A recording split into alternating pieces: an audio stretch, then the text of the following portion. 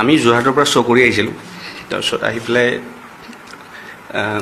ঠিক প্ৰথমতে খেত্ৰীৰ ওচৰত জুবিনদাৰ মানে পেচাব লাগিলে, সি নামিছে, নামোতে সি পেচাব কৰিব লওঁতে জুবিনদাৰ পেচাব যেতিয়া কৰিছোঁ, মই ইয়াত কৰিব নকৰিব, এইটো আমাৰ এনেকুৱা শিলপুটা বুলি কয়, মানে শিলপুটা মানে তাৰপিছত ক'লে যে আমি যেতিয়া আমি পিণ্ড দিওঁ মানুহ মৰাৰ পিছত, য'ত পিণ্ড দিয়া হয়, এই শিলটো এটা পুতি পেলাই তেখেতৰ শিলপুটা হয় আৰু তাৰ নামতে পিণ্ড দিয়া হয়, এইটো শিলপুটা। তেতিয়া ক'লে আৰে তোকতো মই কি কয় ৰাতি 2-2:30 বজাত লৈ পেলাই ভূটনাথ যাওঁ, আমি তাতে শ্মশান যাওঁ, আমি কি কয় কৰ্টিলিংগ যাওঁ, এইটোতো আৰু ভাল কথা।